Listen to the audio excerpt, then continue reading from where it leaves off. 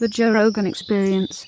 What is the new right? This is the title of your book. Yeah. A Journey to the Fringe of American Politics. What inspired you to do this? So the circles I was swimming in started developing into this scene as it was happening that culminated in like the Trump presidency in Charlottesville. So I was there as this was happening.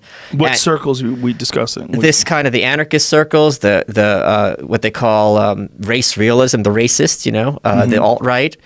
And seeing a lot of it happening, just being discussed in the press and people not knowing what they're talking about, I'm like, all right, someone's got to write this book who's been there and understands it. And it might as well be... How do you understand it? Like, what about it do you know? Like the race realists? Because one of the points I make is this is not one scene where everyone's in agreement. These people often completely hate each other and disagree. The only thing that unites them is their opposition to progressivism. And this is you looking at this as a journalist when you're saying... Sure, yeah. But the way you're saying it is like you're a part of these groups. Well, I'm like, all right, I went to all the meetings. I go to Charlottesville. I interviewed all the types. and it's what their points of view are.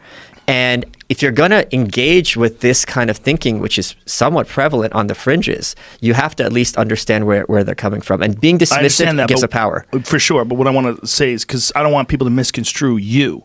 So someone could listen to this and inadvertently purposely misconstrue and think that you're a part of these groups. Oh, no. So it's very clear in this book who I agree with and who I don't. In the book. Oh, absolutely. Yeah, in the book. But the way we're discussing it in this conversation, you're saying the circles that you run in.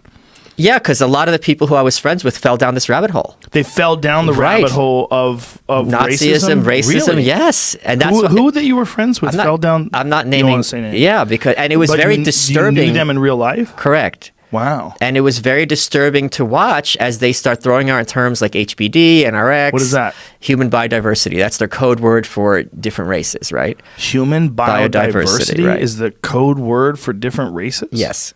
And what's the other one? HBX? And NRX. NRX? Neo-reaction. So this is basically America's this decadent Weimar Republic, and we need to return to like hardcore right. Neo-reaction? Neo. Okay. Yeah. Neo-reaction. Neo-reaction. That was the hashtag before it was the alt-right. It's not the same, but they're similar enough. So, and a lot of these guys are really cerebral. They could tell you about the history of England. They could tell you about, all this science and stuff. So what went wrong? With whom? With them. I don't know what went wrong. I think one of the things that goes wrong is when no one's talking to you and you're just talking to each other, you're going to start doubling down because there's no one hitting the brakes. You know what else happens? What?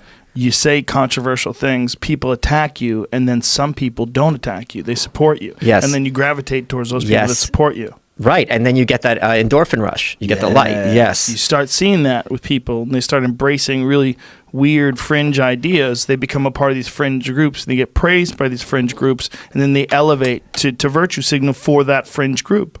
And so you could be either an average person in the mass, or you could be a leader in the fringe. Yeah. So it's big fish in a small pond. And you could be one of those who knows. One of those who knows. Right. People know what the fuck is going on. Right. So you're not going to get me with this scam. So my line is, you take one red pill, but not the whole bottle. You take the Adderall, bro. That's what you take. Take that fucking Adderall. No one's going to... I know what's happening. You start stashing weapons in your backyard. Start prepping. Yeah. Yeah. So it's an interesting... And there's also a long history of this stuff. So how did you know those guys in real life? Did you know them from work? Did you know them I knew them from like anarchist circles.